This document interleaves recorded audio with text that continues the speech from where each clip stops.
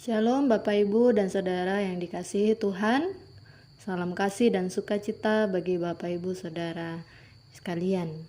Marilah kita awali perenungan hari ini dengan berdoa. Mari kita berdoa.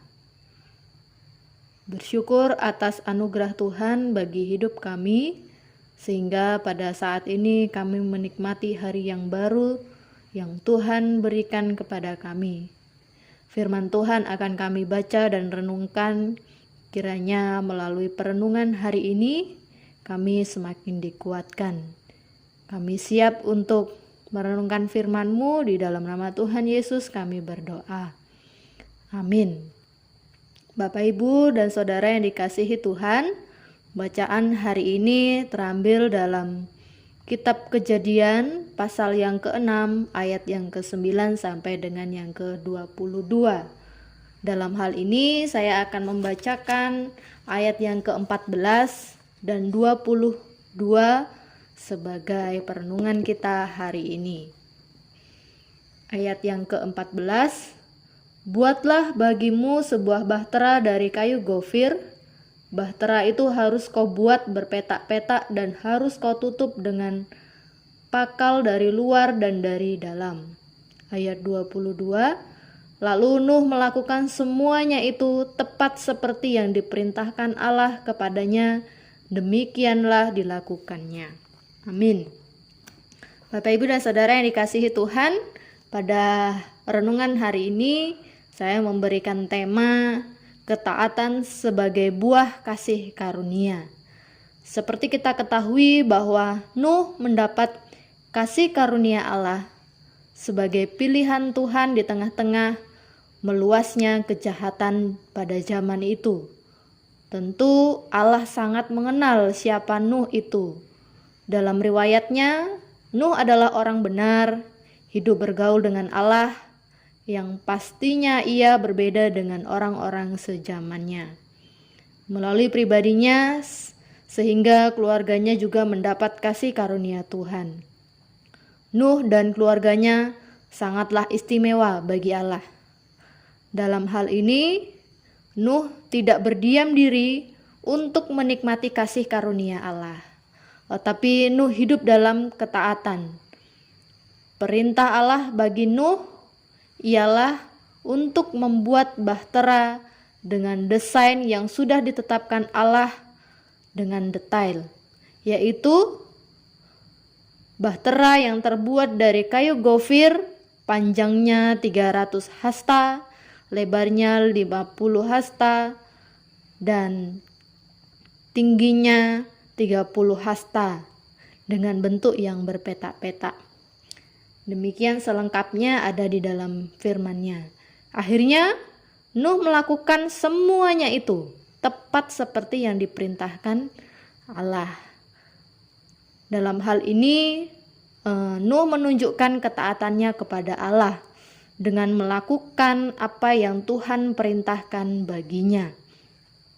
Oleh karena ia mengalami kasih karunia Allah, Nuh mampu untuk melakukan perintah yang Allah berikan sehingga dengan tepat tanpa menambah atau mengurangi dari yang diperintahkan Tuhan.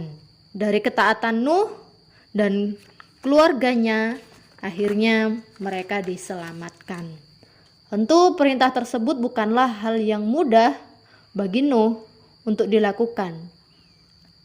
Apalagi ketentuan yang sudah ditetapkan Allah bagi dia untuk dilakukannya. Tetapi oleh karena kesungguhannya kepada Allah, imannya, dia tetap taat untuk mengerjakannya sampai selesai.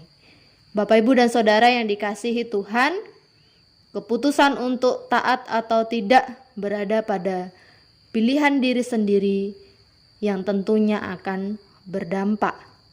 Seperti seorang pekerja yang harus taat kepada bosnya, sebagaimana warga Indonesia yang mesti taat terhadap peraturan negara, sebagaimana seperti mahasiswa atau siswa yang sekolah harus taat kepada peraturan-peraturan sekolah, dan hal yang lainnya, banyak hal.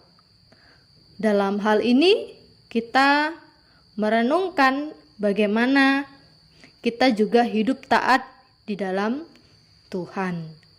Sehingga melalui ketaatan tersebut bertumbuhlah pengenalan kita kepada Allah. Bapak, Ibu, dan Saudara yang dikasihi Tuhan,